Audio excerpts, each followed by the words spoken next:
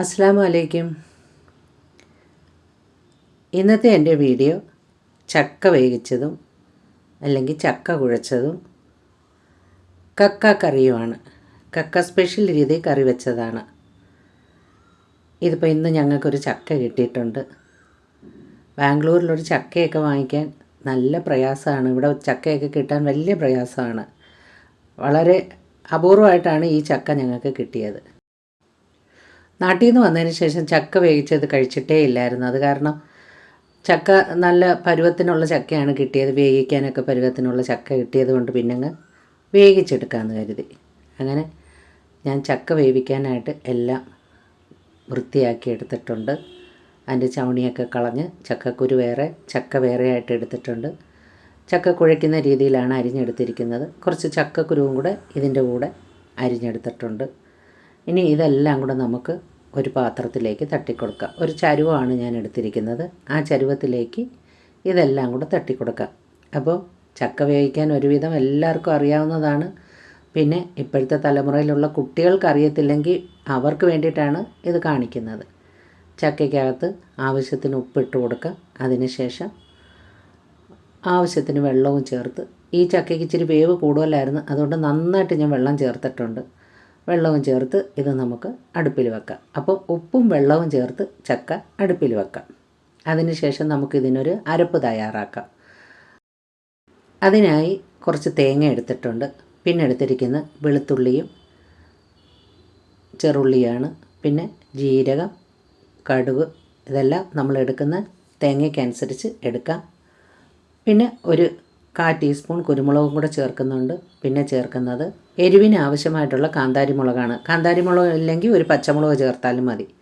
പിന്നെ നമുക്ക് ആവശ്യത്തിന് മഞ്ഞൾപ്പൊടി ചേർത്ത് കൊടുക്കാം. പിന്നെ കളറൊന്ന് ചേഞ്ച് ആവാൻ വേണ്ടിയിട്ട് ഒരല്പം മുളക് പൊടിയും കൂടെ ഞാൻ ഇതിലോട്ട് ചേർത്ത് കൊടുക്കുന്നുണ്ട്. എനിക്ക് ചക്കയുടെ കളർ ഇങ്ങനെ ഇരിക്കുന്നതാണ് ഇഷ്ടം. അത് കാരണമാണ് മുളക് പൊടി ചേർത്ത് കൊടുക്കുന്നത്. മുളക് പൊടി ചേർക്കാൻ ഇഷ്ടമില്ലാത്തവർക്ക് ചേർക്കണ്ട. എല്ലാം കൂടെ ചേർത്ത് നന്നായിട്ടൊന്ന് ചതച്ചെടുക്കാം. മിക്സിയുടെ ജാറിലിട്ട് നന്നായിട്ടൊന്ന് ചതച്ചെടുക്കുക, ഒന്ന് ഒതുക്കിയെടുക്കാം. ചക്ക നമ്മൾ അടുപ്പിൽ വെച്ച് ആ വെള്ളത്തിൽ ഒരുവിധമൊക്കെ നന്നായിട്ട് വെന്ത് കിട്ടിയിട്ടുണ്ട്. ഇനി ഇതിലേക്ക് നമുക്ക് അരപ്പ് തട്ടി കൊടുക്കാം.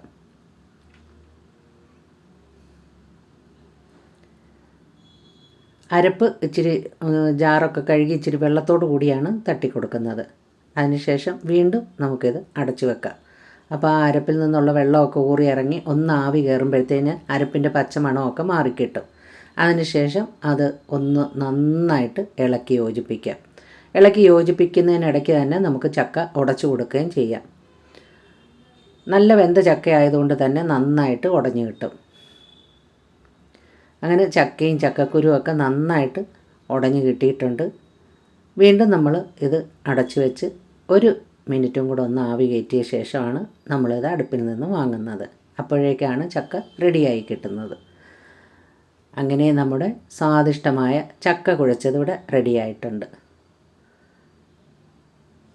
നല്ല ടേസ്റ്റാണ് ചക്ക ഇങ്ങനെ വേവിച്ചെടുക്കുമ്പോൾ.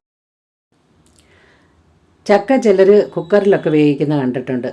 ചക്കയ്ക്ക് വലിയ വേഗമില്ല. നമുക്ക് വെളിയിൽ ഇങ്ങനെ ചരുവത്തിലോ കലത്തിലോ ഒക്കെ വേവിച്ചെടുക്കാവുന്നതാണ്.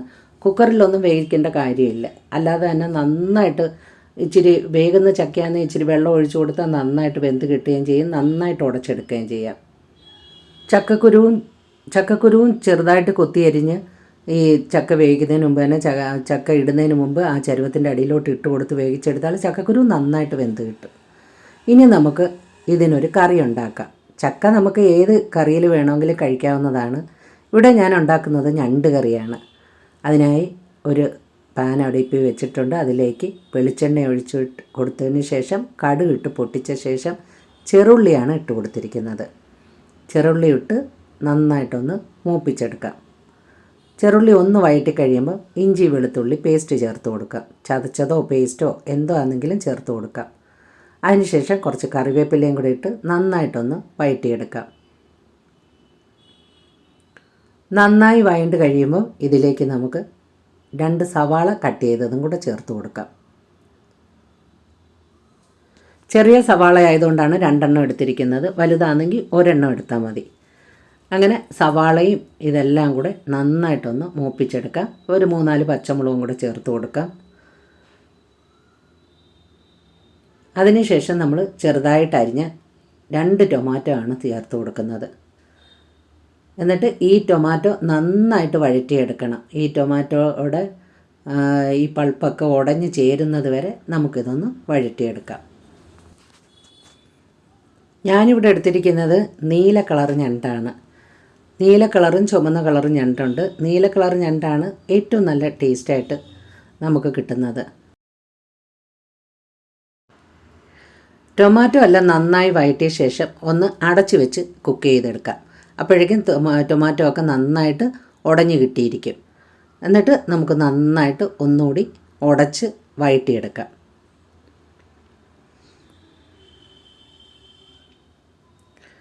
ഇതെല്ലാം നന്നായിട്ടൊന്ന് ഉടച്ച് ഇതിലെ ആ വെള്ളം ഒക്കെ ഒന്ന് വറ്റി വരുമ്പോൾ മാത്രമാണ് നമ്മൾ ഇതിലേക്ക് പൊടികൾ ചേർത്ത് കൊടുക്കുന്നത്.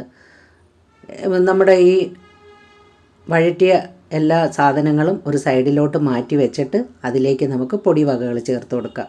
ഇവിടെ ഞാൻ കാശ്മീരി ചില്ലി പൗഡറാണ് ചേർക്കുന്നത്. അതിനോടൊപ്പം മല്ലിപ്പൊടിയും ചേർക്കുന്നുണ്ട്. ഇവിടെ ഞാൻ 1.5 കിലോ ഞണ്ടാണ് എടുത്തിരിക്കുന്നത്. അതിനനുസരിച്ചാണ് പൊടികൾ ചേർത്ത് കൊടുക്കുന്നത്. അപ്പം നമ്മുടെ എരിവിനും നമ്മുടെ രുചിക്ക് ആവശ്യമായ പൊടിവകകൾ ചേർത്ത് കൊടുക്കാം. ഇവിടെ ഞാൻ പച്ചമുളകും കുരുമുളക് പൊടിയൊക്കെ ചേർക്കുന്നതുകൊണ്ട് തന്നെ കാശ്മീരി ചില്ലി പൗഡറാണ് ചേർത്തിരിക്കുന്നത്. എരിവുള്ള മുളക് പൊടി ആവശ്യമുള്ളവർക്ക് അത് ചേർത്ത് കൊടുക്കാവുന്നതാണ്.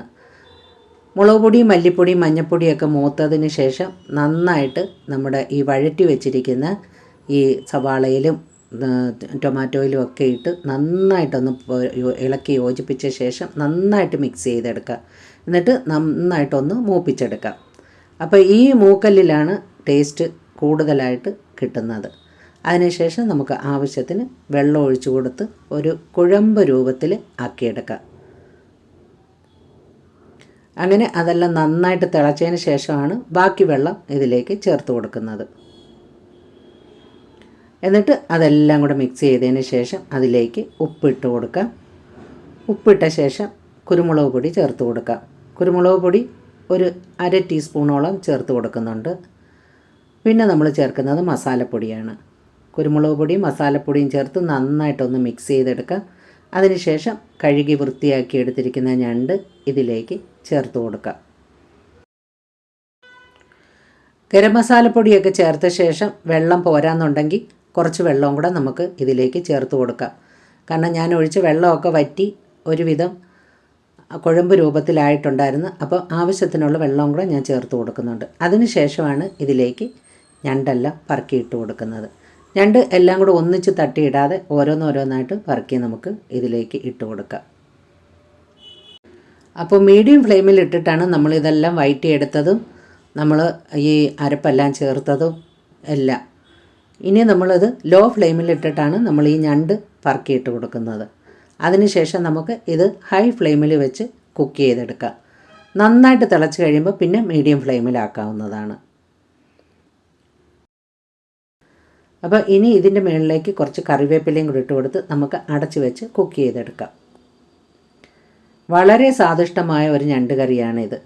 ഇതിപ്പം ചക്കയുടെ കൂടെ മാത്രമല്ല, നമുക്ക് അപ്പത്തിൻ്റെ കൂടോ പത്തിരിയുടെ കൂടെയൊക്കെ കഴിക്കാനും നല്ല ടേസ്റ്റാണ്. നല്ല റൈസിൻ്റെ കൂടെയൊക്കെ കഴിക്കാനും നല്ലതാണ്.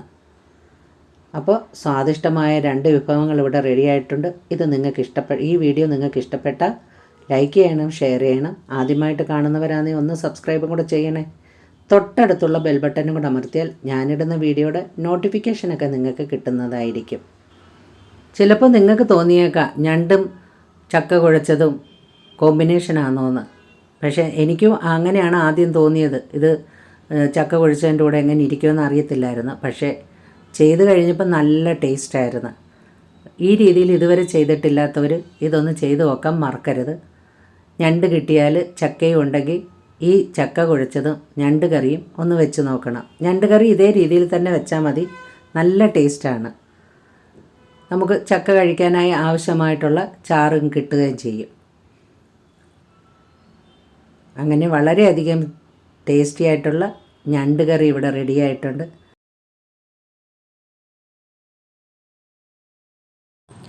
പല രീതിയിലുള്ള ഞണ്ട് കറിയും ഞണ്ട് റോസ്റ്റും ഒക്കെ ഞാൻ ഈ ചാനലിൽ കാണിച്ചിട്ടുണ്ട്.